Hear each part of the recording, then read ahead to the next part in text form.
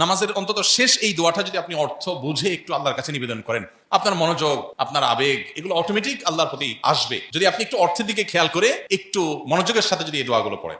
কিয়ামতের পূর্বে নবী সাল্লাল্লাহু আলাইহি সাল্লাম বলেছেন, তাকসুরুল ফিতান, কিয়ামতের আগে ফিতনা পৃথিবীতে বাড়বে, মানুষ যেদিকে যাবে ফিতনায় পতিত হবে। এই জন্য আমরা যে নামাজের মধ্যে দোয়া মাসুরা পড়ি শেষ বৈঠকে, আল্লাহুম্মা ইন্নী যালামতু নাফসি যুলমান কাসীরা ওয়া লা ইয়াগফিরুয যুনুবা ইল্লা আনত ফাগফিরলি মাগফিরাতাম মিন ইনদিক ওয়ারহামনি ইন্নাকা আনতাল গফুরুর রহিম। চমৎকার অর্থবহ একটা দোয়া।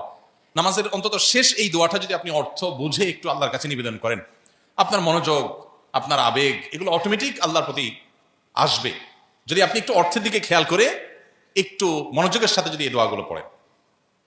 এই জায়গায় অর্থাৎ শেষ বৈঠকের এই দোয়া মাসুরের জায়গায় নবী করিম সাল্লাল্লাহু আলাইহি সাল্লাম আরেকটা দোয়া আল্লাহর কাছে নিবেদন করতেন। সেই দোয়াটা হলো, আল্লাহুম্মা ইন্নী আউযু বিকা মিন আযাবিন নার ওয়া আযাবিল কবর। আল্লাহ, আপনার কাছে জাহান্নামের আগুন থেকে, কবরের আযাব থেকে পানাহ চাই।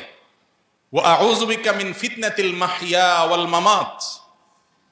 আর আল্লাহ, পানাহ চাই আপনার কাছে বেঁচে থাকার ফিতনা থেকে। বেঁচে থেকে যত রকমের ফিতনা আসছে, আমি মনে করছি ভালো, সেটা আসলে খারাপ।